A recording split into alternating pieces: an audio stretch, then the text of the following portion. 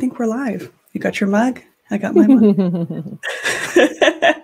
Welcome, welcome. If you're joining us in the live stream and can hear us, please say hello. Hi, Tanya. It's nice to see you. Hi, Marie. It's so so good to be with you. A bit of a few exciting few minutes there, getting our cameras ready. Would we call that exciting, or would we call that hellish? Because I feel like I want to call that hellish. I suppose I'm used to that. The pressure of the webinar, right? Like the few minutes before you go live. It's my new reality. Yeah, it is your new reality. Hey, Kat Mulvihill, amazing. Nice to see you. So today we're going to have a very candid conversation about fear, visibility, imposter complex. And if you don't know Tanya Geisler, I'm so excited to introduce her to you. Some of you might have seen my tweet that I was saying that, working with Tanya was life-changing work. And I think it's work that I continue to do and I continue to revisit and go back to and continue to hire Tanya for little tune-ups here and there, right? Because this stuff is ongoing, right? It's not like, oh, now I'm very comfortable being visible, all is well, right? It's a process. So we've seen some shit together. We have seen some shit together, and it has been delightful and also super messy. And I'm here for it. So for those that aren't familiar with you and maybe don't know about your work, maybe you could give a little bit of an introduction and maybe tell us a little bit about your story, because I've sort of seen you as a leadership coach. That's sort of how I describe you to other folks. And I reference you. I think I probably reference you in every podcast I've ever done. I have to throw a mention to your name, but maybe you could kind of give a little bit of a background of your work and kind of how you became the sort of expert in the imposter complex. How did that happen? Yeah, thank you. And like, even before we begin, I have so much love for you, Marie, and I know your generosity though is extraordinary. You never miss an opportunity to attribute your teachers. You never miss an opportunity to amplify the light of other people. And it's really it's everything right with the world. So I just wanted to start with some really deep gratitude. Thank you. So, it's one of those, how long is a piece of string? How far back to go? Yes. Honestly, I kind of cut my teeth, is that what we say, in advertising. And there was a lot about that work that I really, really loved, but there was a lot about it that was very soul-sucking. And so when my daughter was born and my mother passed away inside of a very tight 8 months, I really started wondering what life, what I was meant to be doing, right? I heard somebody say, I'm going to be speaking on a panel. I'm going to be leading a panel next week. And somebody said, there's what you've been paid. There's what you're paid for and what you're made for. And I'd never heard it expressed like that. Niketi is her name. And so I was like, I just had the sense that I was definitely paid very well, but it was definitely not what I was made for. So I had this, what else is available to me? And so I started gathering other people's perspectives on myself, my life, what I was really extraordinary at. And they kept reflecting back what sounded like coaching. But it didn't really, 16 years ago, it wasn't really a thing. It wasn't really, something people weren't really talking about it that much. There was a very frou-frou kind of woo-woo aspect to it. And still, it was something that I just naturally took to. It's something that I had always been doing. And I was very fortunate right out of the gate to get some pretty brave clients who were doing some really big things. And I noticed this through line in their experience of what I would come to know as the imposter complex. And I was invited to do a TEDx talk in 2012. And there's nothing like being invited to do a TEDx talk to get real specific, real fast on what your, what the primary message is that you really want people to know. And the theme was the space between what is real and what we believe, something like that. Yeah. And so I wanted to tackle this through line that I had seen. And so really that was I started getting started really doing some pretty deep research in what the imposter complex was and wasn't. And that was what my TEDx talk was about.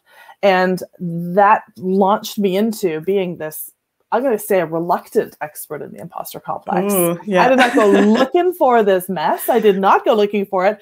But here's how, the universe works. If you want to be in integrity with your body of work, the universe is going to keep challenging you and saying, oh, you think that? Do you really, really think that? I always laugh when I think about, Randy Buckley, who you know as well, and her impeccable work with boundaries. And I think how often she gets tested with her own boundaries, right. Where, so anyway, all that to say, that's why I feel like I'm a reluctant expert on it, because I keep coming up against it time and time again, just to be, as you pointed out, it's not something that you ever fully overcome. It just keeps meeting you where you are on these lovely evolutionary spirals. So that's where I sort of started. That's how I picked this path, and then this path really picked me. And that's the work that I do with leaders and entrepreneurs and business owners and leaders and entrepreneurs and business owners who don't identify as leaders just yet, but there's this calling forth, this they know that there's something here that they are here to do and speak into that might be bigger than them. I'm sure a lot of folks here can relate. I know there's a couple of folks in the chat that are either working with you already, or some folks that have mentioned they could very much relate when I tweeted about feeling a bit socially awkward, feeling like you've got these big ambitious ideas, but you're just not really sure, like, who am I to do this? And I think when you are so ambitious and you can see where you're heading, but you're not quite there yet. And I think one of the powerful exercises that we did together was like discerning what's true, right? Like, where is there room to grow? And like that, what is the legitimate criticism versus what is a nonsense story in your head? And that discernment and kind of figuring that out was a process. Yeah, for sure. Yeah. And I actually really want to say, I was thinking about this earlier today too. It's just, I have so much gratitude for you and all the beautiful work you've done and all that is still to come. And I really actually think the genesis of our work was through the comparison door. So I was working on a program with Lauren Bacon called Beyond Compare. And I think that was the portal. And so, I mean, this is, the imposter complex is endlessly fascinating because there are these different ways in which it gets in our way, but comparison was the doorway. And I remember sort of the linchpin moment for our work that things really started to, we found a real gear when we started looking at what you deeply wanted. And in what you deeply wanted, that was embedded with the fear of visibility or your reluctance to have the visibility, I would say. Yeah, I mean, we've talked about this before, but Tanya's program was step into your starring role, right? And at the time, I was so drawn to Tanya's work, and there was something about that was interesting, but I was also, turned off or shy about the idea of even the graphics had like a spotlight and a stage, and it was like, oh my gosh, the idea of being on a stage was just kind of revolting. I was like I want to do big work, but I'm afraid to be on stage. What does that mean? What does that look like? And so there was something that was drawing me in, but I was like, oh, I don't know. Like, that just seems on another level. Like, I'm not ready for that yet. So we definitely conquered some pretty huge barriers together. Mm-hmm. We did. Can I name what that thing was? Let's go there. Can I? May I? Bring it. Okay. Well, because here's the thing. I think this has everything to do with how remarkable you are. You have this extraordinary value of connection. Mm-hmm.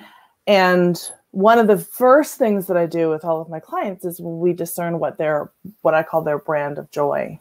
And so for you, when we found that in all that you did, you wanted to feel that connection. And we can all see that in what you do and how you move. You're connecting ideas to people and people to people. And you're always building, and you're always looking for those connections. So what we saw really early on was visibility.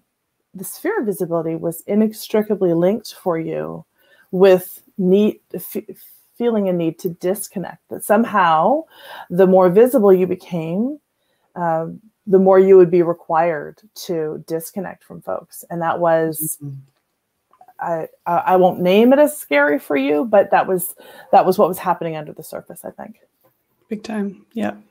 Yeah. And what happens when you scale and you think about if you're used to working on one-on-one relationships and then suddenly you're moving into a role that requires more volume, if you will, more people, right? It almost feels like faceless masses or these big numbers. And so do you miss out on that connection that you have when you're working with someone one-on-one? So I know that was something we were working on, like what can connection at scale look like? Is that possible? Mm-hmm. Is that doable? And that was everything that I was kind of wrestling with. Is it possible, Marie? It is possible. Yeah, it is. And I think that's part of the journey, is to figure out what is your brand of joy? What does that look like in how you show up? And it's been a process for sure. Because again, I think, I've hit some levels of growth over the years, right? And it was like, whoop, I need Tanya again. Whoops, let's go back. Because the growth this year, with Notion was so fast. I was like, whoa, I'm not prepared. I was not prepared for this. So I need a little bit of help. Yeah. And I think it's really important, for anybody who's paying attention to this, and visibility. It's tricky. I mean, it's really tricky. It's really layered. It's really complex. Yeah. And I bristle when I hear people oversimplifying it, because it is so layered. And I do think that we need to be mindful as we go in and we look at why we hedge, or why we what I call diminishment.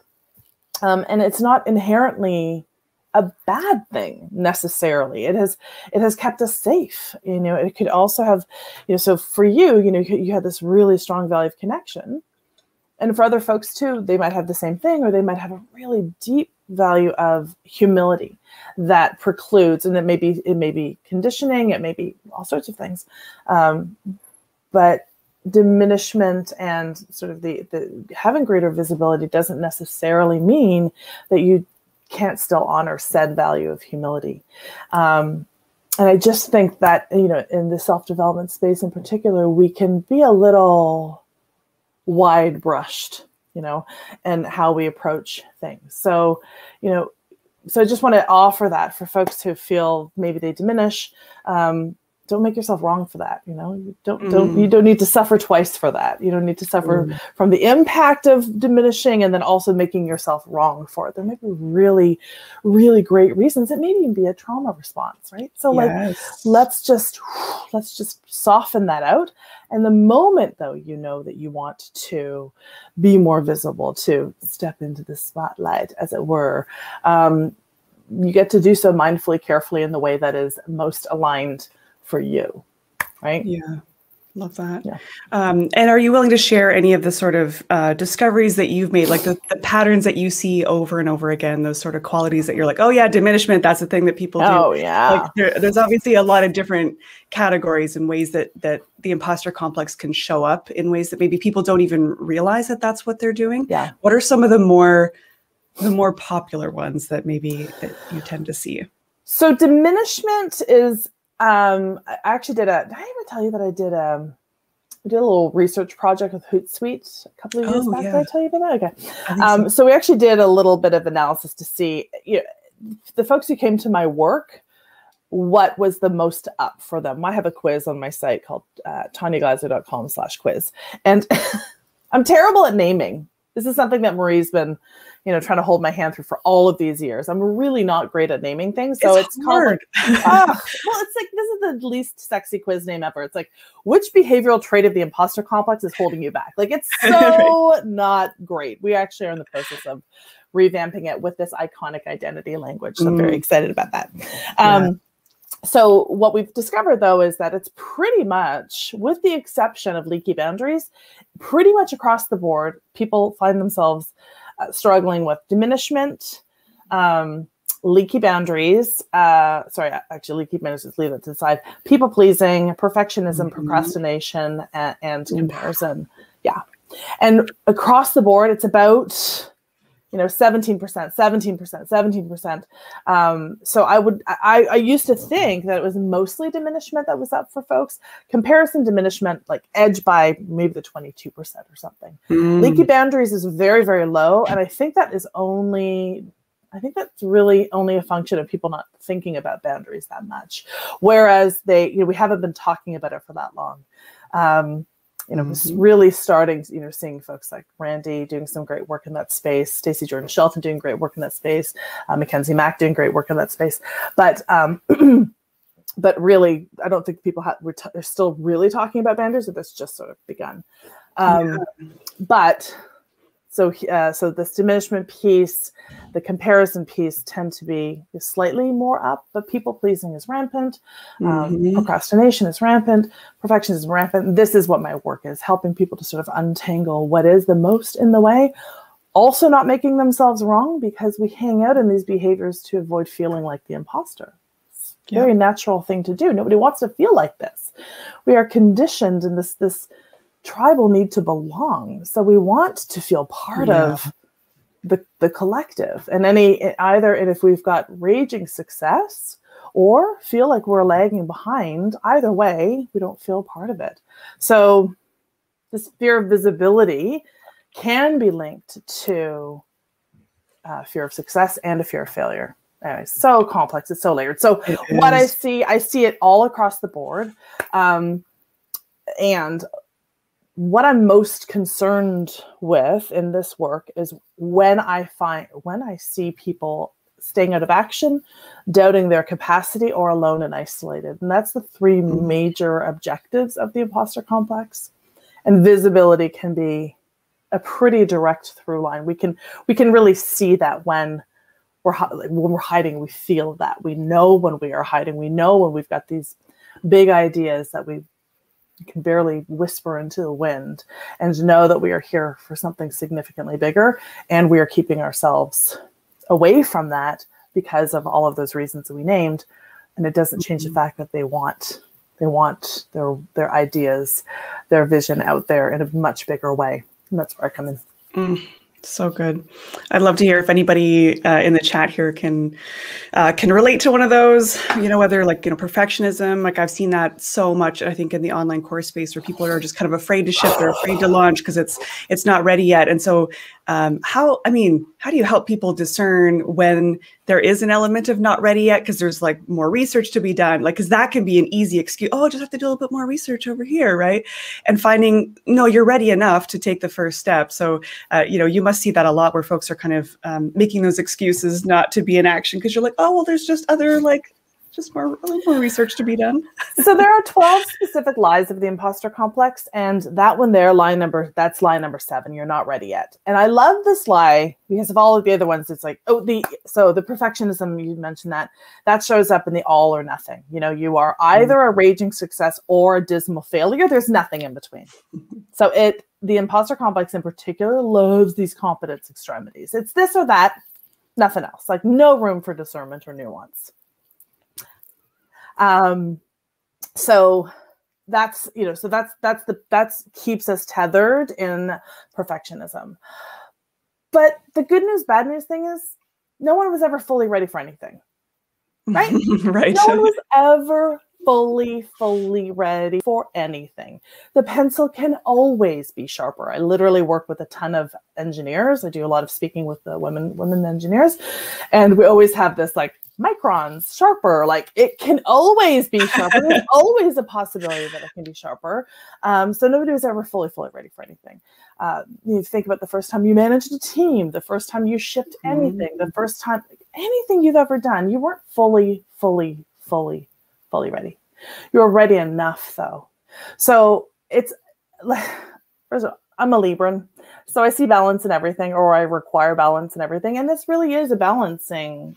All of this is about balance and finding our own way in. So the truth of the matter is actual frauds don't feel like frauds. Actual imposters don't feel like imposters. And more often than not, you have already done all the due diligence that is needed. Okay, so just dial it back. You're probably not fully ready, but you're going to be ready enough. And it's up to us to discern what those metrics of enoughness are. Right? I have a podcast called Ready Enough for that very reason, because these are conversations that I'm wanting to have with people that have different lived experiences than I do. Because I approach this work as a white, able-bodied, cisgendered, neurotypical woman of middle-class means living in North America. So my experience is going to be very different from other folks. So I want to bring in other voices. And these conversations, when I say they can be uncomfortable because I'm completely at my edge growth, they're uncomfortable, but I'm ready enough to have them. And I'm ready enough to get it wrong. I'm ready enough to do reparations if I cause any kind of harm or offense in any way, shape, or form. And I think that's, and that took time to discern what that was going to look like for me. Am I going to make mistakes? Do be certain. But perfectionism and expectations of perfectionism is, first of all, it's a tool of patriarchy, and it's also a characteristic of white supremacy culture. Yes. Ooh, that's a juicy topic. I saw Lucia was mentioning metrics of enoughness being very resonant there as like deciding for yourself. Yeah. Nobody's ever going to be able to tell you, like, we can hold your hand and like, you can plug your nose and jump, but there's always room for 2.0, right? And there's always room for 3.0. So just allow yourself a little bit of white, like margins at the edges here to get it wrong and then to do it better. And I actually think that that's such an exciting idea too, because we're doing the work that we love. So, or we ought to be doing the work that we love, right? We're having this conversation. If we're not doing the work that we love, we're going to be talking about that too. Yes. But, so the idea of like going deeper, honing our craft even more is kind of what's exciting about so much of this. Really, what are we afraid of if it's not perfect? Because it won't be. And then what do we need to do if it's not, right? So calibrate. There's so much more to be said about that too. But, at any time that you've been invited up to that microphone, right? Just remember that all that you have done and delivered and created and sold and healed and survived was preparing you for this precise moment. And another part of our work, Marie, you'll have to shut me up at some point. But another part of our work, of course, is really bolstering our authority thesis and reminding ourselves all of the times that we have been at this precipice of, am I ready? And when we jumped and, discovered that the party was on the other side of the resistance. So I have people like, look at all of the things that you have done. And people usually get a little bit bristly. Like, what does my, grade 7 science fair project win have to do with this launch? What has everything to do with it? Because there's a muscle memory of a time when you didn't feel ready and you did it. And it was better than you could have imagined. And where it wasn't, you learned from it. And this is, again, I think folks who experience the imposter complex have really strong values of mastery, integrity, and excellence. So that striving for more is actually a good thing. And the reason I'm not here to eradicate the imposter complex for anybody, because it does keep us on our edge. It does keep us on our game. But when it keeps us out of action, doubting our capacity and alone and isolated, no, not on my watch. Time to be like, shh, thank you for your input. Yeah. We got this. Yeah. Yeah. I think the exercise that Tanya had me go through, and, that you have all of your clients go through, is that building that authority thesis was so simple, but so powerful. So having a place where you're storing all of that. And I think one of the exercises you had me go through, I don't know if you remember this, but week by week, there were exercises that I needed to submit. And one of them was just listing on a sheet all of your life's accomplishments. No big deal, right? Just like, and I struggled to fill out the page. I might've put like a couple things, and there were all these empty lines, and I just, I shrunk a little bit. And so when you asked me in our coaching session, like, well, what came up for you? I was like, oh, like this little sheet was like a little hard to fill out. And I was just kind of, and you were like, well, tell me about that. And it almost felt like bragging. And I had such a like a visceral reaction to like, well, I wouldn't want to brag, you know, that's like not very polite. And I just really was like shrinking back. And it was such an interesting moment because I didn't realize I was doing that until facing you and seeing even between the two of us, I had trouble expressing my own successes. So I was like, "Ooh, there's like some work to be done here." Yeah. Yeah. And you know, and this is the other thing I always want to say is like, you're an extraordinary company. And so first of all, everybody paying attention to this, like listening to this, this is Marie. This is Marie who's done and had done so very much at that point, had created so much and delivered so much. And it was, I mean, I'm not gonna lie, it's always a little heartbreaking when I'm sitting in, you know, in proximity to somebody that I see just doing such extraordinary things and them not being able to see it. But that, of course, is my, you know, supreme privilege to get to do that and to be able to reflect it back in such a way that you can finally catch up to what the rest of the world is seeing. Like, what a gift to be able to get to do that. But, you know, it doesn't matter. I mean, I have clients who New York Times bestselling authors that also struggle with this. You know, Mensa level PhDs who forget that they are Mensa level or have PhDs. Like literally when they sit and they do this exercise, and it looks a little bit different now, but not that much. But a huge part of the reason we other ourselves from these really amazing accomplishments is because quite simply we don't celebrate. And, you know, celebration is it's also super fraught, but it really locks and loads our capacity for more. It really is our signal that we can integrate the hard work that we've already done. It's a lot like, you know, Shavasana and yoga, where we really have that, where we can really just integrate the hard work. But so many of us are quick to, and particularly those with the imposter complex, because of those strong values of mastery, integrity, and excellence, we're always on to the next thing. Yeah. Right. The ego just keeps moving. Right? That's right. It just keeps moving, right? Because it's next level, next level, next level, next level. And that's really what's happening when people are facing this page. Was this big enough? Like, does this count? Does that count? I mean, I can't really take credit for that. But my client did that. I had nothing to do with that. Or, you know, again, what's worthy of celebration? What's worthy of being a win?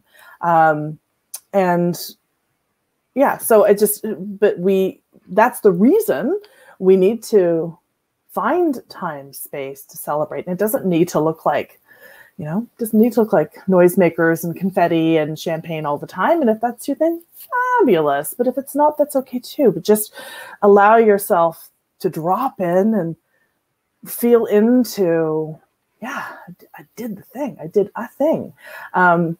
And again, that's why, you know, when people are looking at this and they're looking like, is that big enough? And that's why I'll bring them back to, you know, that 7th grade science fair project, because that matters. And as long as, you know, we're on to the next, and like I said, the ego wants to want more than it wants to get, we're never in the deliciousness of what we've accomplished. Oh, why? Why are humans so complicated? Why do we make our lives so difficult? So much of it is conditioning, right? So much of it is, you know, and so for you to come back to that humility piece and that, you know, it's I don't want to be audacious and boast, God forbid. You know, it's part of your conditioning. And the imposter complex can be somewhat gendered in conversation, but we know that most people experience it at some point or another in just in different ways. But so much of the feminine conditioning, and I give thanks to Joe Casey for that language, you know, can be around boasting and, you know, good girls don't. So if you've been conditioned as a female, then that's going to be here for you as well. This, don't brag, don't boast, don't do this. And again, there's a safety piece. You know, many of us also have had experiences of what's called the tall poppy syndrome. We've felt what it feels like to be cut down for being, you know, too shiny, too bright, too smart, too. Right? Oh, just the other day, I noticed somebody talking about the imposter complex on Twitter. I can't remember if I sent this to you or not, but it was a gentleman saying something along the lines of imposter complex is like, it's not a real thing. It's just an excuse that people make this or that. And I thought it was so interesting because it did feel like a very gendered response. And, you know, in my experience, I have worked with both, you know, communities that are very female heavy and then communities that are very male heavy, like the software space. So I've kind of had this interesting experience of seeing very different communities. And in my experience, the imposter complex does seem to show up way more in a lot of sort of women-led communities. And I'm curious, like you said, I know everyone experiences it, but it just seems it's just a little different in the women communities. So here's how it goes. And I say this with permission. Greg, my man, my husband, Greg, he is amazing. He is, love him with the fire of 1,000 suns. And he is a white, able-bodied, cisgendered, neurotypical dude living in North America of middle-class means. So for every concentric circle, we are distanced from what here in North America is considered the center of the universe. That is to say, Greg. Also good looking. So he's got like good looking privilege and he's got thin privilege.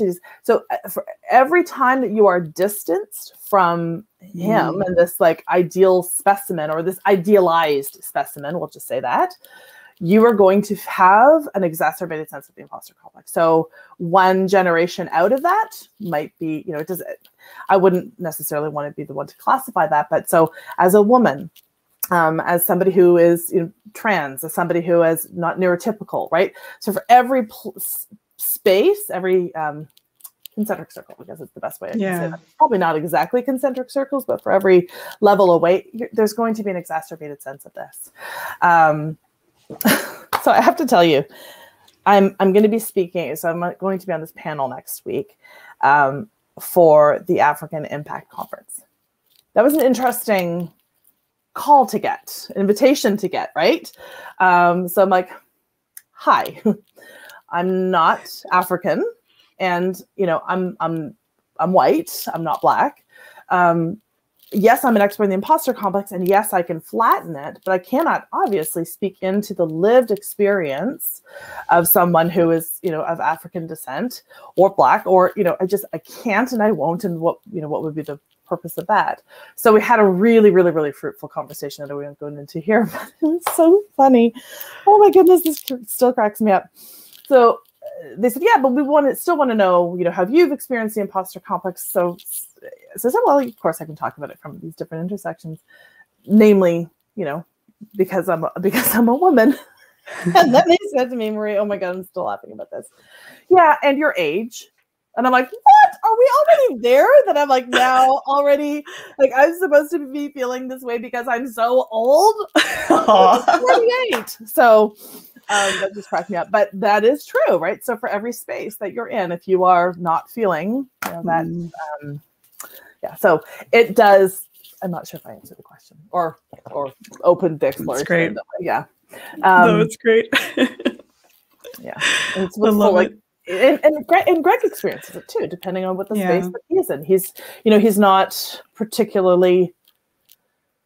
I'm trying to think what will not come back to bite me in the ass. He's he's very relational. Let's just say that he is very. He might err on the side of people pleasing. So he's not exactly super alpha male. So he has certainly experiences in some places as well. Which is the other thing I want to say about the imposter complex. Again, the diminishment, the comparison, the leaky boundaries, even these are beautiful attributes. So there's this conditioning of, this feminine conditioning of, nice girls don't, and there's a way in which these places are really beautiful, that we are so empathetic, that we are so relational. Like I'm actually more interested in the rest of the world catching up than I am with having people stop being so bloody generous with their time and their energy and their resources, right? So it's a both and. Like I want people to just, to do better for themselves and then to require people to come up to meet them. I love, these new iconic identities that we're working with for people pleasers. Instead of saying, people pleaser, if we bring in some discernment in, a people pleaser is really somebody who's just very generous and very inclusive, wanting to make sure that everybody is attended to. Is that a bad thing? I mean, like I think it's a beautiful thing. So, but where does that get in the way? Where does that keep us out of action? Where does that have us doubting our capacity? Where does that have us standing in the kitchen, missing out on the party that we have created because we're so busy making sure that the hors d'oeuvres are perfect, right? Like, so but it's so there's like kind of a hostess or a host kind of archetype that it can be embedded with people pleasing, which again, we need hosts for diminishment. So here's one of my trickster moves, and it was a bit of a trickster move with you, if I'm not gonna being lie. honest. Yeah. I'm being honest. A huge thing for folks who struggle with diminishment, recognize that this is in the way. Again, it's about humility. And it's about wanting to make sure we're bridging connection, and it's about wanting to stay safe. Who doesn't want that? Yeah. Super reasonable. But my iconic identity for somebody like you is actually a visionary. And so when I think about the fact that somebody who may be in diminishment, this isn't true right across the board, but like, can we be honest? You've got definitely some visionary tendencies, always have. Right? When we first started working together, I was like, hi, thought leader. Hi. And I was like, what? I can't use that word. That's so pretentious. Yeah. Like I pulled it on your behalf. But the idea being that you were holding this vision that was significantly bigger than you. And your job was to get the hell out of your own way. So other folks could have access to your brilliance, to your vision. And we're seeing what that looks like now. So that's the trickster move that I have, is for folks who are struggling to really recognize that there is something that they are hiding behind, or hiding behind this is precluding other people from being able to access this brilliance and wisdom and world-changing stuff. Yeah, I think I continue to go back to that I don't know if it was the exact phrasing that you said, but it has been like rattling around in my brain. And it was like, who isn't being served when you're playing small? And when you reframe it like that, especially if that people-pleasing tendency is there, it's like, oh, I'm actually not serving people if I'm just trying to serve everybody, or if I'm, diminishing myself. So that who isn't being served when you play small is like, oh my gosh, you are keeping your work from who benefits from your work. Like, that's what it's all about. So that simple reframe was so powerful. Stop hoarding your good shit. Stop hoarding. Oh, love it. It's, that has been like steeped into my brain whenever I feel like, I don't know. It's like, even if your work is only helping one other person, one or two, a handful of people, right? You don't have to be, like we've talked about this before, you're never going to be the expert that knows every piece of the thing, but chances are, even if you're like a few steps over here, there's people who are a few steps behind you that can benefit from your knowledge. So even for folks that are thinking about, building online courses and teaching, you don't have to be teaching an course all the time. Like, there's plenty of people that actually just need the basics or something at an intermediate level. So we don't need to be super expert knowing every nuance in every piece, right? But devastatingly boring also. Yes, I love that. I think again, for me, there's something that I think about. I was writing my book that I'm really focused on writing this year. And I didn't get it done 6 years ago. And so again, there is a wisdom here. So the ready enough conversation, or metrics of enoughness. But I knew back then that what I was writing wasn't the full story. And I knew that. And I didn't know what that looked like. And it wasn't resistance. It was, I think that there's more to this story. And if I had have written the book then, it would have been some useful, but I also think it could have been a little bit damaging, because I do think that this is a huge part of what my Ready Enough podcast is about. There's a lot of gaslighting that happens in this space, again, around, making people wrong for being inside of a certain experience, or, stop comparing. And I don't know that I had the discernment back then to really name what else might be going on. I think it was a little, well, I say it in the intro of my podcast, to everything, to a hammer, everything looks like a nail.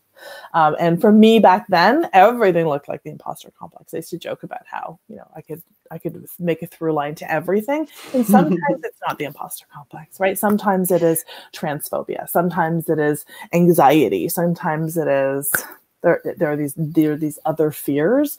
But when we know it's the imposter complex, then we can look at what's going on, what these tendrils are that we can excavate with care, and then build something in its stead. And so for you, we named the connection piece as a part of a root cause of maybe that fear of disconnection. And we don't need to say more about that, but also, the where the diminishment and that conditioning was showing up. But really what I remember, you named this desiring this presence. And, I think a lot about presence as it's what underpins visibility. And I think visibility for visibility's sake is very different from rooting into presence. And presence really requires us to understand our power, which again, also fraught, right? Yes. Really fraught. Being with support, which can also be fraught, and then showing ourselves a reverence, which can also be fraught. So none of this is easy stuff. And one of the other things that I've absolutely loved about you is you are so, you're so generous, but also you are really willing to get the support. And when you get that support, you show up completely coachable and ready to have your cup filled. Yes. That's amazing and very rare. And I don't know that you even recognize that, how rare and beautiful that is. Yeah. I've done a lot of, therapy and coaching in different capacities. And I always just want to learn more from the experts, from those who've seen it all, right? Like I've worked with Natasha Vorompiova doing systems work because I knew systems was a weak, part of my work. And so leadership. And so there were all these pieces that it's like, what's the next level to grow? What's the next edge to grow? And so I want to learn as much as possible. I want to grow as much as possible. I want to reach my fullest potential, whatever that might look like. And so I want to work with the folks that have seen this stuff before and know the deal and are willing to help me through that. So, go ahead. Well, you remember in our work together, I don't think it took too many sessions before I was like, oh, I think I need a therapist. Like, I think there's way deeper work here that I didn't realize. That I knew that my fear of visibility was disproportionate to my capacity. I could see it, but I just didn't know how to deal with that. And so, our work together, which in many ways, coaching is forward thinking, but I think as, you've discovered, like there are those things we've learned, the patterning, the blueprinting, that if you haven't done any work around that, it's going to keep showing up. It's going to keep showing up. And so, your work is what encouraged me to do that deeper work, to really figure out what's the source of this, what are some parts I can work on, bring it to awareness. And that way I could continue to show inner coaching in a better way. That's right. Yeah. It was remarkable.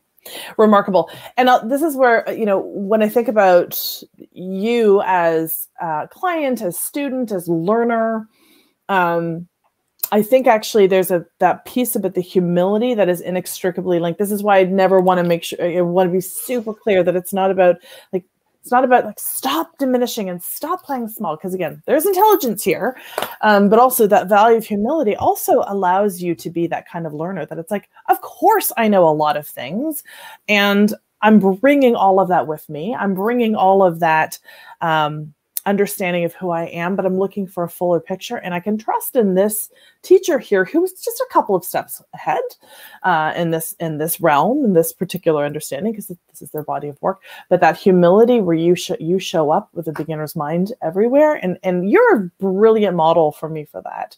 I think about it all the time too, about, because I'm a certain age, apparently, I have this, I know all the things, and no, sure as heck don't. So that's always my invitation to show up with that, all right, I'm going to empty out my cup. I'm going to have this person fill it back up. And then I get to sift through and see what I keep and then what I release. I get to do that because I know who I am. I know what I'm made of. I know what I'm made of. I know where my energy gets splayed out, because I know who I am. Yeah. And like discovering, who you are and what those values are. that can take years, right? Like, I don't even think I was truly aware of my own values until we had done that work together. And you'd even pointed out, like, generosity, intimacy, and innovation were the three kind of underpinning values that we determined together to kind of support that brand of joy of connection, right? And when you said innovation, I was like, oh, no, like, that's really, are you sure? And you're like, how do you not see that? So that stuff takes a while, I think, to even, oh, I guess that is a thing that I do or that I value, and that can take some time while we like almost try on these different values and sit with those words. And I think you've probably seen this too, right? You kind of choose your words and then you're like, is that the word? Does that feel right? And you kind of sit with it. And that can take a bit of time to really figure out what those are. You know, Alice is saying there, experimentation equals Marie. That's yes. And you know, that to me, like, what's interesting about experimentation, I do think I used to have some, perfectionistic tendencies, as many of us do.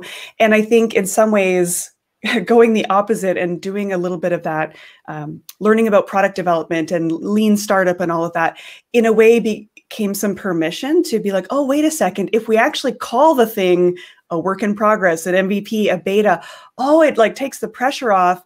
And in some ways it's me saying like, oh, I already know it's imperfect, so you can't criticize it, right? But it allows me to be a little bit more playful in my work when I say, I'm going to run a pilot of this. Let's see, let's make a hypothesis. Let's run a pilot. Did it resonate? No, yes. Okay, what needs to be tweaked? And it's just beautiful data. It's nothing personal. It's just, let's give ourselves some room to experiment.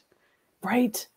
Some beautiful data. I love that so much. And again, like, I don't have any regrets about not having done my book when I did, because I was always shipping. I was always iterating. I was always experimenting and seeing what was working and what wasn't working. And fighting a lot of things that I didn't want to see for a very long time, but I couldn't unsee them any longer. But it is iterative. It has to be iterative for it to have the meaning and the depth and the gravitas that we want it to have, and the enduring quality of it as well. And I have no idea where this work is going to continue to take me, but I've got to keep staying open to it and continue to have the conversations and continue to risk being wrong. Because we're gonna see what's next, right? It's very exciting. It's very exciting. I love that. Yeah. I'm actually writing. It's okay. Yeah. Oh, good. I was just reading Alice's comment there about calling everything a beta from now on. Yes. Absolutely. And then I love the idea too of like having people, having those. If you're testing something with groups, like, people love being pioneers. They love exploring and seeing what's new. Actually, I got like a little stuck. I guess pioneer language sounds very cool now. So I'll have to strike that from my vernacular. But, being first out of it's fun. Like, I'd love to. I can imagine how exciting it is to get to do a first run anything with Alice, first run anything with Marie, because it's going to be exciting and you're going to throw everything at it. So, yeah. Yeah, love it. It sounds like Lucia too was saying, introducing MVP into my everyday vocabulary. Yeah, I think that shift alone, I think especially like working with other course creators has been so helpful. Like, I just always recommend, don't, hole up in your room working on this content for years and years. The sooner that you can be getting that content in front of people and just testing that the language resonates, and just really working with people to not be attached to what the outcome looks like, and co-create with people, right? It's going to be so much stronger if you're willing to co-create with people. It's scary, but I think your end product is going to be so much stronger. So that's one way that I feel like I've sort of embraced the perfectionism, or found a way to work with it. And it's, no, let's just treat everything like an experiment. Let's play with it. Let's just keep tweaking and iterating. And that feels so much more comfortable to me than the feeling like you're just, all that pressure is building up while you're waiting to like launch the perfect book and launch the perfect framework, right? Just getting it out there for sure. I'm not sure if you even know this, Marie, but the work that we did the way that we did the work was such a wireframe for the way I work with clients now. That process was something that I was experimenting with, and I learned so much of doing that more intimate work with you. And so it's all iterative. And now I've got a 12-week program that is a rolling enrollment, that allows me the features of all of the ways that I loved working with you. You know, and that was how long ago was that? Like 7 years ago, something like that? Yeah, was it 2015 when we first worked together? Yeah, could be. Anyway, yeah, when I hired Tanya too, like I had just launched like my first, signature program. And I think I launched it and then freaked the hell out and was like, oh my God, what have I done? And like just jumped under the covers. I had a couple of days where I couldn't get out of bed. I was just, it's like I had launched, but I was in total panic mode. And I just thought, who am I to do this? This is completely insane. And I was just really, really freaked out. My face was breaking out. Like I just wanted to hide and I was so scared. So it wasn't fear of failure. It was fear of success. It was fear of being visible. So I called Tanya. I was like, I need help. What have I done? And again, that connection for you, it was like you had been working with people in this really intimate way, and this was going to look a little bit different. And what was going to be missed because of that. And then we really got you focused on what will be gained and by running it in this way and how much more folks have access to it. Yeah. Vulnerability hangover. Yes, that is exactly. I'm sure a lot of us can relate to the vulnerability hangover. Oh, maybe I shared too much. Oh, maybe I put myself out there. Oh, that discomfort for sure. And that's part of the process. Absolutely. Oh, uncomfortable, but so good. So worth it. And we always survive it. Like we always survive it. There's always a thing that has to be said. We always need to be a little bit. I mean, we need to just be brave. We need to resource ourselves before we do the things. And I think that's, a huge piece that we don't talk enough about being resourced, about making sure that we have the support that we need, that we are, stepping into whatever it is, making sure that we are as bolstered as possible, that we are as, nourished by all of the things that nourish us. And that can be a metaphor and also not, but that we have a greater chance of surviving that or having a faster recovery from that vulnerability hangover. Because, again, all of those times that we've experienced, that we recognize that we come back and it needed to be done. And the more we put ourselves out there, the easier it becomes. It's never fully easy, nor should it be, right? But this is the reason not everybody does the big brave work, because they don't want to risk. Oh, yes. It's like you can stay safe, you can stay comfortable, you can totally do that. But I don't. I realized like I would rather take on the discomfort if it meant more impact, and that became more important, right? Oh, yeah, so good. And I'd love to open it up. If anyone has any questions at all for Tanya, for myself, anything about this work, the process, any of it. Like I've said before, and it's not hyperbole, I think this is life-changing work. I think the work that we did together has definitely, shifted the course of my life, my work for real. This is work that needed to be done. And I think it just, it's like skills that have layered on and have continued to just support me in every new endeavor that I take on. So I'm just so grateful, that I found you, that we've done this work together, and that you've continued to be a resource for me anytime I am on the precipice of something new and I'm feeling those butterflies again, and it's time to kind of revisit and go back to the authority thesis, reread those things. Well, and a huge thing I think for you too, and something that, and I referenced you in one of my recent trainings on this iconic identity, is what I've always seen, what I see consistently in this work is that it is helpful for us to have an identity to step into that helps us really galvanize, so thought leader felt like this for you. But when you started thinking about, all right, so if, whether it's going to be a name that you would use outside of our work was so almost inconsequential as far as I was concerned. It was like, just what is it that you need to be really rooted in to get out of your own way, because people need to hear from the lens of your experience. And so there was, for you, as I track, you went from thought leader, there was teacher, so this teacher, coach, thought leader, speaker, the notion influencer, investor, and now social enterprise benefactor. This is the way I've been tracking, like what you've been and each time there's who do I need to be? How do I rise up to meet the impact that I'm here to have? And this name or this role helps in the beingness of the doing, right? Absolutely. It informs how to make those decisions, but then also knowing why this matters as it's rooted in your value of connection, your brand of joy, that facilitates like how do I go ahead and do this? How do I, how am I as a speaker, how do I continue to honor my value of connection? Well, that looks like being really generous. It looks like making sure that you're bringing this innovative work to your people, right? So I just think of that naming of what it is that you want next, I think is very helpful for people who are struggling maybe with some visibility, like how would I behave, or how would I get over myself if I were really looking at myself as a CEO or as a teacher or as a speaker or whatever it is for you.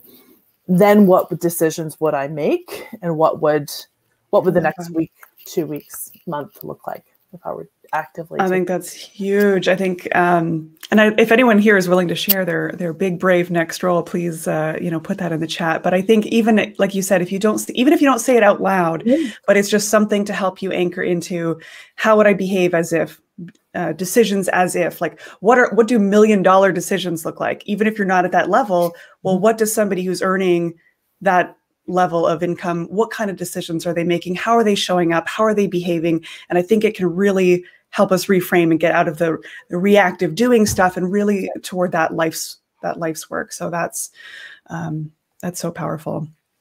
Yeah. Alice was asking, how is it that some things are no problem to do visibly and others are really not? Like publicly chatting with others is fine, but sharing an article is not, right? Like, why do some things really trigger us and others? For me, that's email. I really, really struggle to send email. There's something about, I can't see their faces. I know I'm going to get a bunch of unsubscribes. I don't know who's listening. Is this resonating? Am I crazy? Like, it just it feels very intimidating to me. And yet hopping on a live stream, being able to see someone's face because that connection is there and it's a lot easier to wrap my head around, right? So it's so funny how visibility we can feel a bit funny in different mediums or formats, right? Do you have thoughts on that? I think it has. I mean, I think we just need to look at the proximity to our heart, for ourselves, why it matters. And I think, again, my work is so much about understanding what is true for you. So I always talk about getting support.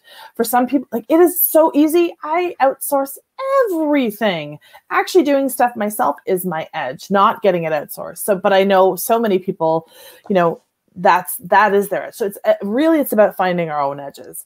And I'll just say, it's easy for me to stand on the stage and talk to thousands of people, but doing a Facebook Live in my own Facebook group with people who already love me and, are there, I feel super awkward. That's so funny. But zero problem talking to tons of, even if I know lots of people in the audience, but I'm not really, but my happiest place is to be in a Q&A, because then I know that I'm definitely speaking into precisely what is going to be helpful for folks. So my trickster move is recognizing that I already know what is going to be really helpful for people. I've already tapped into the one or two people who are going to listen to this, and it's going to be significantly more because it's Marie's show. But I already know that there are a couple of people who needed to hear that message about getting out from behind their big idea and how they need to, I know that. So really tapping into the energy and the essence of the person you're wanting to connect to, it does then alleviate, it sort of flatlines things, I have found for myself anyway, so that it doesn't actually matter what the medium is. The outcome and the desired impact is the same. If I can trust that, that is the connection that I'm going to make, then it stops mattering quite as much. But I think it has everything to do with the proximity of our heart. And just being able, just how we are naturally wired. That's what I got. Cool. Carter Chan saying, I appreciate the webcast. Thoughts on confronting external factors versus internal, gender, LGBT, racial discrimination. Finding your teachers, finding folks who have had a similar experience is, it is a hot, it's the on-ramp to the superhighway of your activation. That's one of the things I say all the time. I'm not going to be everybody's teacher, because I think it's important to have somebody who has a lived experience that you have. And so, you know, I'm really mindful of not, that's why I want people to know, like, I'm tracking what my lived experience is, and it's not going to look like yours. So I might not be the most, the ideal teacher for everyone. And I give tons of thanks to my social justice coach, Desiree Adaway.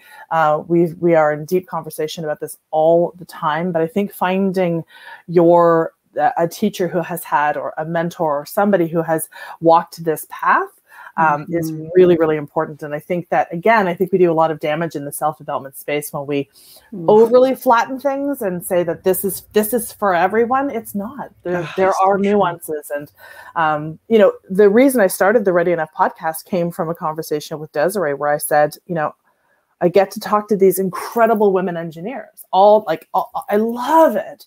And then the Q&A section, which, like I said, is my favorite, invariably I would have somebody stand up, you know, a woman of color, somebody queer, and an intersection outside of my own, and would say, okay, this is all really, really, really helpful. I understand the strategies to overcome it. So, you know, if it wants to keep you out of action, really understand what's going on. Like, is this an internal objection? Is this a realistic objection?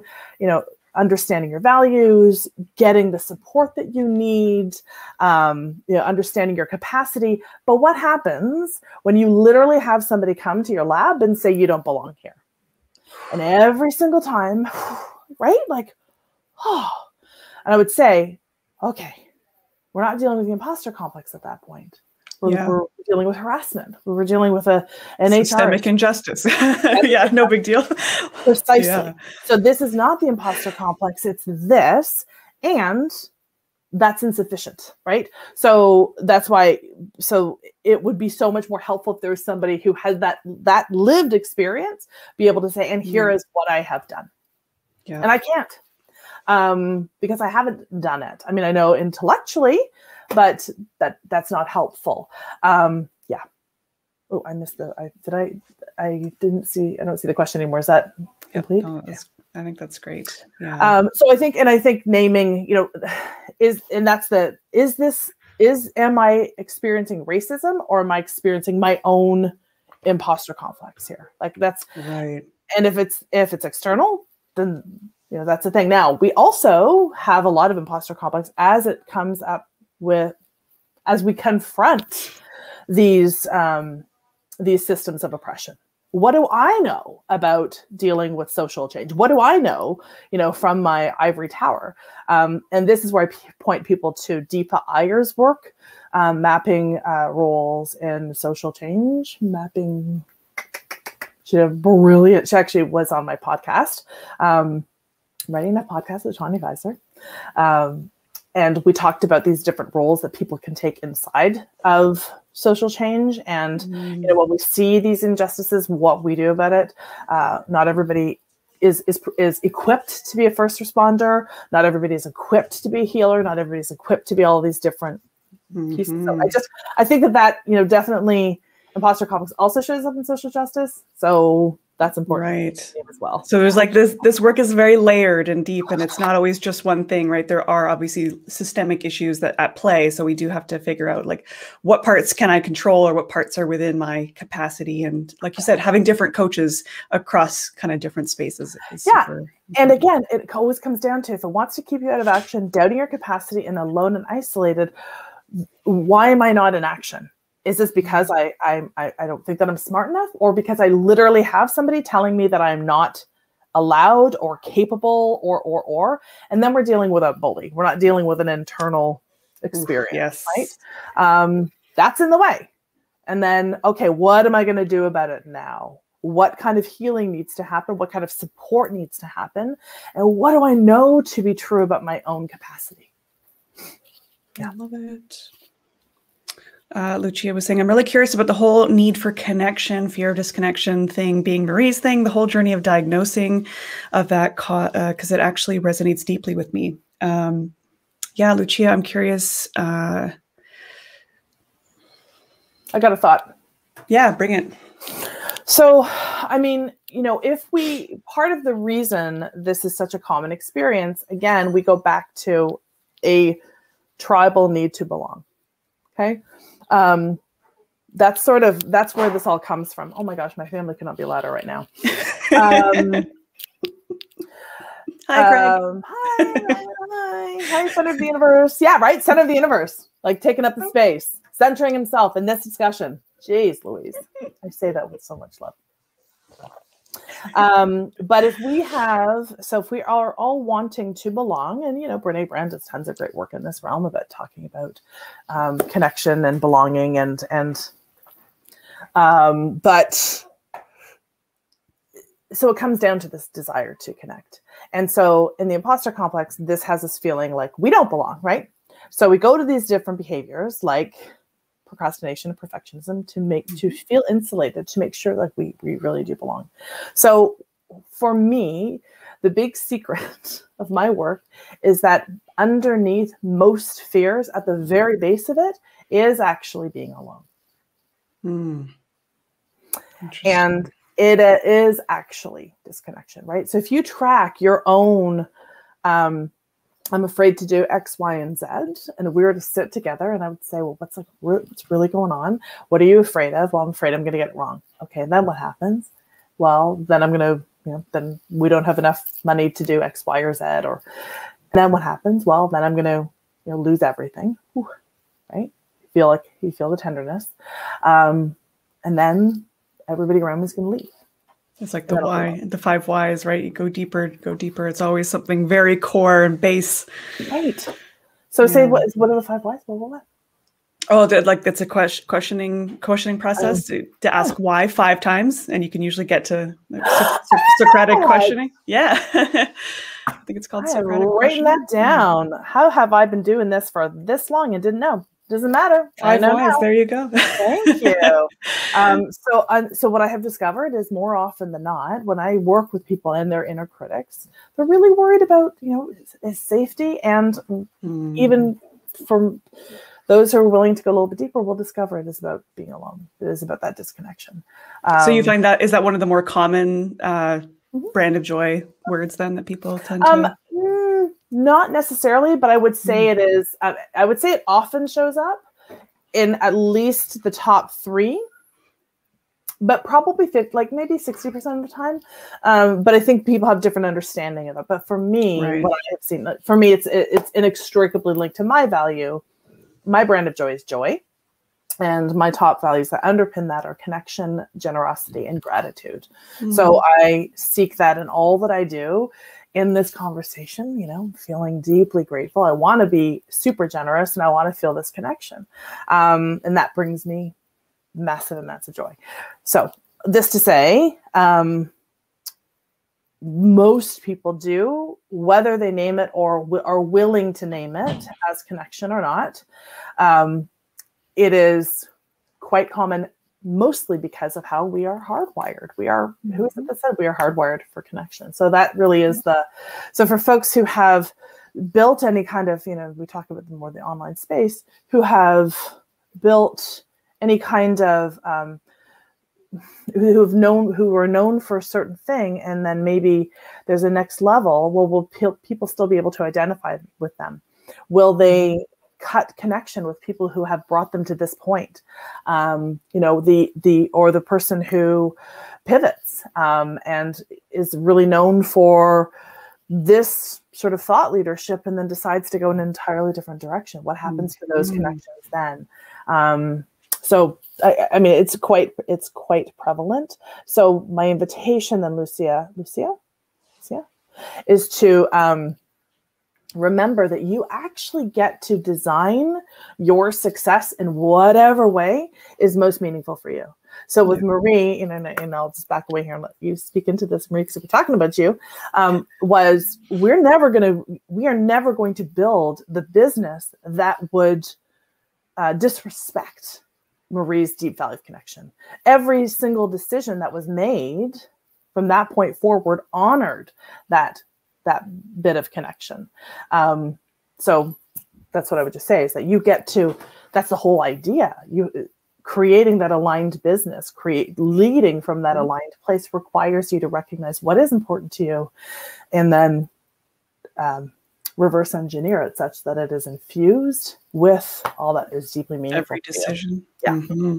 Yeah. I think one of the exercises that you had, I think it was you that had me do this, where you're like envisioning your favorite day, right? Even if you're thinking of it from a business perspective, personal, whatever, but really think about what is an ideal, like a super ideal day. What does it look like for you?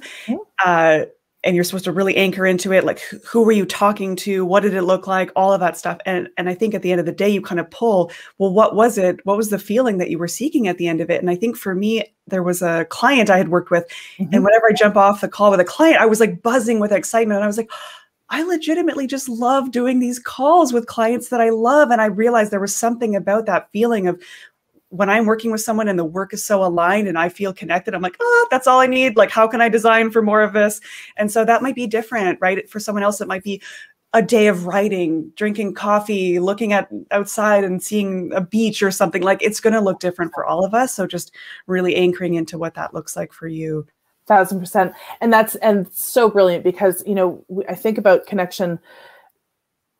Even connection means something different for everybody here, right? Like, just even the word, are we connecting to self? Are we connecting, right? Like at the very beginning of the call, I said, you're always connecting ideas and people and ideas and people and people, right? Like, and what we have seen for you is, well, I'll say for myself, the deeper you connect with yourself has really been the grease lightning for your activation.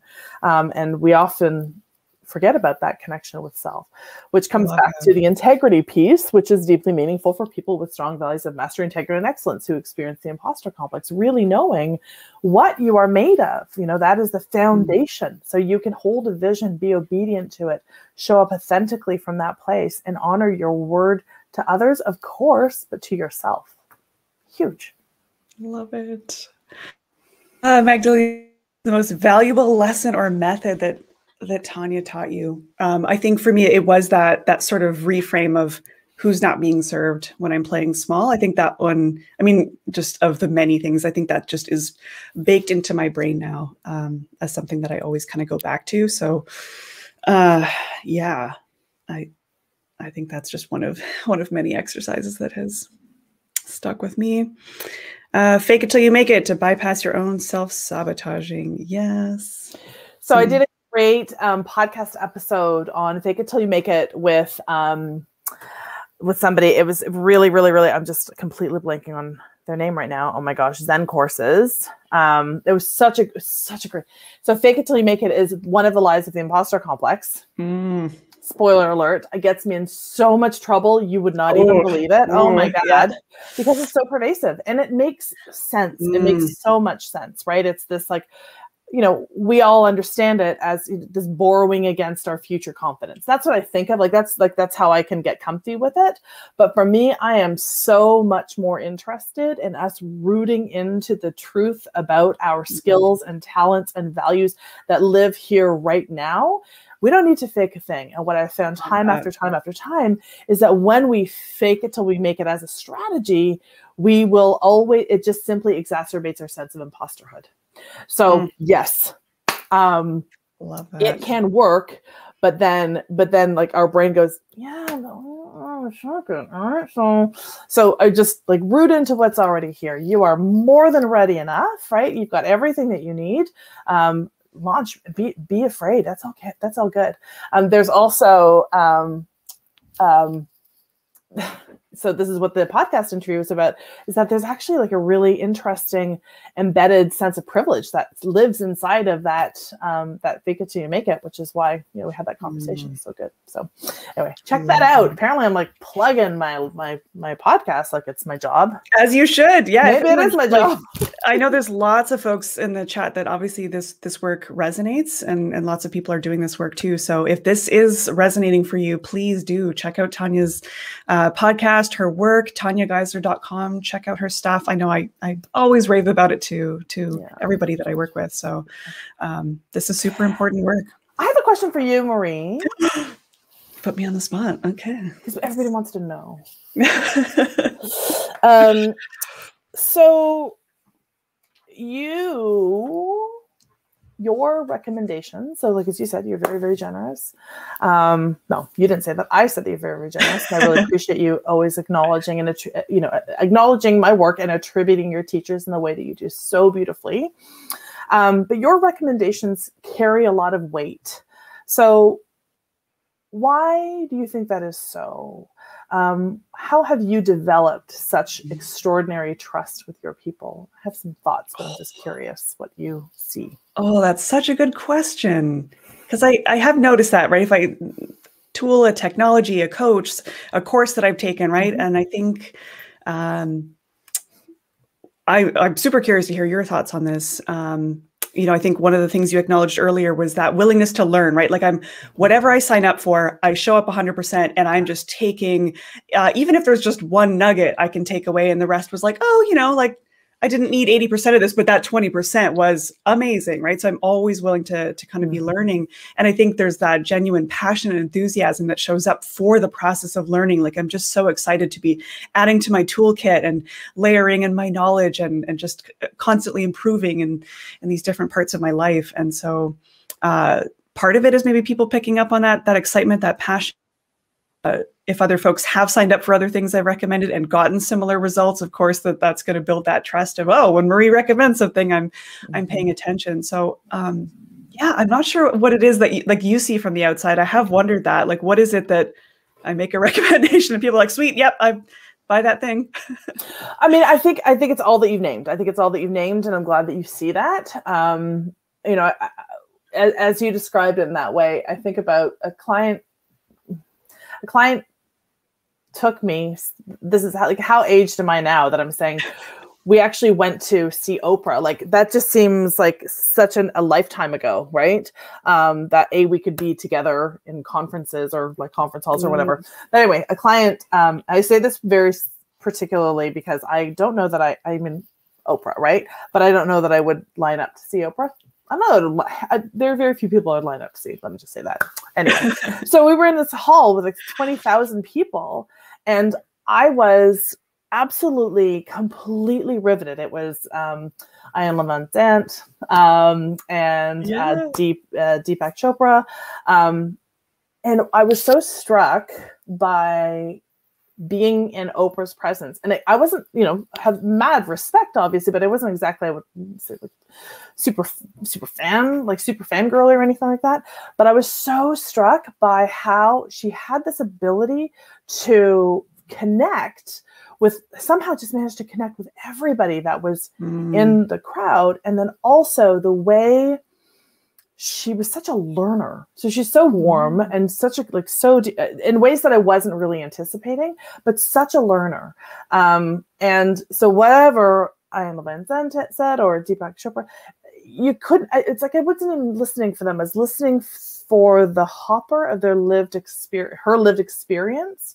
And then whatever she was going to say was distilled, I guess, is what I want to say. And I feel like it's the same with you, because you're such a learner. That connection piece, undeniable. Warmth goes a long way, to be certain. Also love how fierce you can be. You do not put up with any bullshit. But I do think that it's that, here's the nugget that I have. And you don't make people, it's grains of sand. It's not boulders that people have to work with too. And you've already done the hard work. So I think that's really built beautiful trust. I just think you're extraordinary. Yeah. Thank you. Yeah. I always want to kind of shout from the rooftops when I've had something that has moved a boulder out of the way or, made things easier for me. I want to share that with other people. I'm just like, oh, it can be easier. Like there's a way. Check out this course. Here's what it's done for me. I'm just really excited to share that. And I think it's rare. And I think that that's because of that, you're such a shining example. And there's this shine theory, which is Aminatou So and Anne Friedman talk about shine theory. And you are so willing to amplify and boost other people's signals. I don't know that we have quite enough models of that, and to do so with such integrity, with such meaning, right? It's not just, I love this person. It's this, I love this person's work. I love what we've done. And here has been a result. And I think that that's really, that does embed a lot more trust. Yeah. And I think, you know, as this new journey into working with Notion and teaching people Notion, I think what's been so fun is getting to interview people and to shine a light. Like, let's bring your work onto office hours. People need to see what you've been working on. And so it's just such a wonderful chance to elevate other people's ideas. It still builds my own authority. So there's like visibility there. Yep. But again, I'm also shining a light on others. It's scale, but it's also connection, right? I'm getting to connect with someone individually while also bringing it to other people and sharing that impact. By design, because you knew that this is the way that you work best. Did not just happen. You made this happen. I think that's a really excellent point, right? Is that we see so many examples of what different businesses look like, what different creators look like, and how people show up on YouTube or Twitter or whatever. And I mean, you and I have talked about this too. Like, we've signed up for marketing programs and there's certain advice that's like, this is the way it should be done. And I'm like, thank you. That's nice. And I do not feel like paying for Facebook ads. I do not feel like, you know, putting on the YouTube voice and putting on a character. Like, there's so many things to discern and to kind of distill, like, what is true for me? And then designing a business that makes sense. That guess what? The software business model is like not super exciting to us. Like, I don't want to be working on a very low level price point, dealing with tech support. I'm like, this is actually not exciting to me. I don't feel connected to people. What other ways do I feel connected to people? So it's constant listening and designing for you to be totally within your natural strengths, unique abilities, talents, all of that stuff. That takes time, but I'm all about what needs to be designed into me living in my power, I guess you could say. Yeah. Yes, ma'am. Yes, ma'am. And that makes it so much easier then to amplify that presence, which is really what visibility is, because it comes from this really authentic place.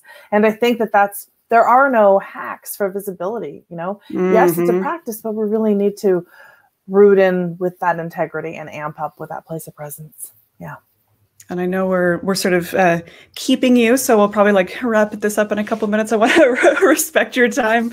Arjun asks, thanks for all these amazing insights. Question to Tanya: as a 23-year-old entrepreneur, sometimes when managing people with more experience feels intimidating. Ooh, any suggestions on overcoming this? Well, yeah, when you're managing a team and there are people on your team that feel like they're a little more experienced than you.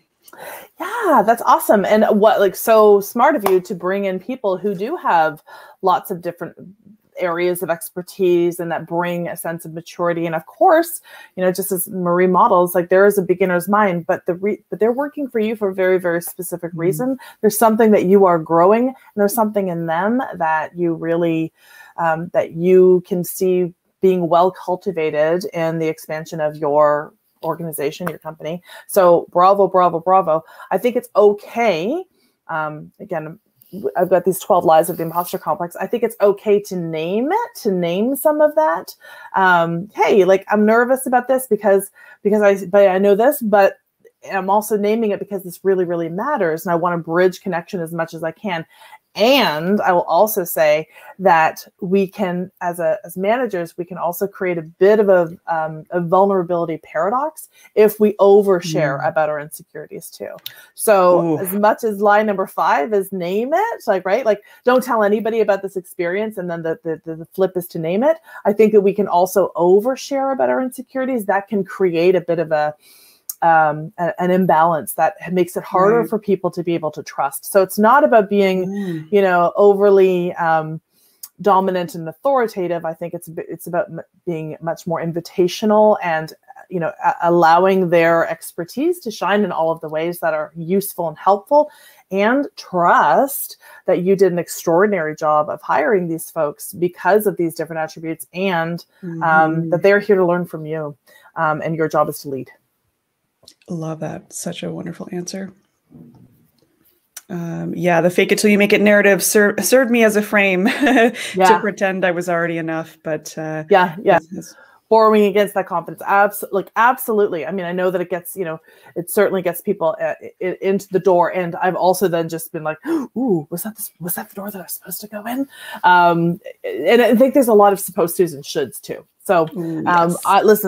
If it do whatever you got to do for it to, whatever works, I think is what I really want to say. But I have found more often than not, people on the other side of that have been like, oh, well, I'm not sure that this is where I want to be. But if it works, it works. Yeah. Wonderful. Thank you for going over and answering so many wonderful questions. I feel like we could talk for hours, but we could talk for hours. Yeah, and we have. Yes. I think, I had the pleasure, was it February or January? Just before the pandemic last year, I was able to do a VIP day with Tanya in Toronto, and it was magical. And I'm so grateful. I feel like every couple of years, gotta go back and get a tune up, right? Yeah. Joy, an absolute joy. Thank you for having me here today. Yes, really Tanya, thank you so much. Maybe we can I'll definitely kind of update the description with any links that you've mentioned or folks that you've mentioned whose work, got mentioned in this session. Maybe we can follow up and I can grab those names from you and we can add those to the description and the podcast and all of that good stuff. So where's the best place for people to check out your work if they're curious? So TanyaGeisler.com is where 15 years of my writing lives. I'm pretty responsive on Instagram at Tanya Geisler. And if you want ongoing sort of community around this, I do have a Facebook group called Overcoming the Imposter Complex. Notice that is overcoming, not overcome. It is an active process and something that we're always working with. So those are the places. Yes, we are. Yes, we are. Wonderful. Thank you so much. I appreciate it so much. You're just like such an epic resource for me, and I just really appreciate all the work that you put out into the world to help folks like us continue to do our best work. Thank you, Marie. And I just, once again, thank you for showing up the way you do in the world. We're all so deeply grateful. Have a wonderful weekend, everybody. Thank you so much. Bye, everybody. Thank you.